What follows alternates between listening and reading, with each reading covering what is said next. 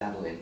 I think one of the difficulties of playing a character like Doctor Who, or even if the Minister were to become a sort of major new Doctor Who, one of the difficulties now, which didn't really attend Patrick Troughton or William Hartnell or even Tom Baker, is the kind of focus of publicity that goes on these things. Tom Baker was deeply loved by all children of my generation. We absolutely adored him, but we didn't read articles about him in every newspaper. We didn't know what his private life was. He's since, of course, written an absolutely brilliant and entertaining autobiography. We learned he was a naughty old soul who liked to drink and liked the ladies. But if we'd had the kind of press then, I don't think he could have played Doctor Who. I think the focus, it's like a lens, it's like a magnifying lens. It both distorts and it burns, as you can burn your initials in wood from a magnifying lens. So you can focus, distort and burn people with publicity. And I think that's one of the great difficulties. The other one is, of course, one has to make sure when you're going back, which is often a mistake, remakes of things, the new this, the new that, they never really work, or the all new adventures of Baywatch Superman kind of thing. It's always a disaster to go back. Unless things are really thought through properly, and it needs to, what one needs is a truly intelligent kind of script editor and very, very good scripts that don't, that are not camp and self-knowing. You know, the great thing is we all laughed at the sets at the fact that you could read the newsprint on the papier-mâché monsters virtually, you know.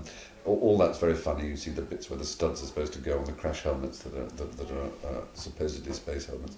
All that kind of stuff is fun, but if it gets self-knowing, if it gets arch, it gets self-referential, then it's destroyed. The beauty of Doctor Who was its kind of innocence. It didn't make fun of itself too much. I mean, in Douglas Adams' reign as script editor, there was some great wit, but it was all at the service of cracking good stories. I mean, we think of some of the people who wrote Terror Nation, obviously, one of the great storytellers of the 20th century, an extraordinary ability to write stories, not just for Doctor Who, but of course Survivors and other series of his, which just show a superb ability to tell stories and not draw attention to his own process, no vanity there. It's purely to entertain in the best way.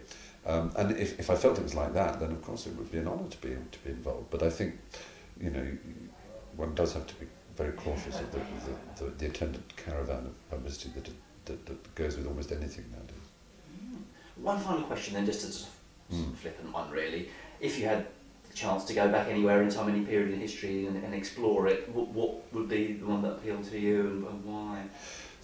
I think there are two parts, and they're very close together. The beginning and the end of the 19th century are the ones I'd like to go to. I like the beginning of the 19th century, what you might roughly call the Regency era.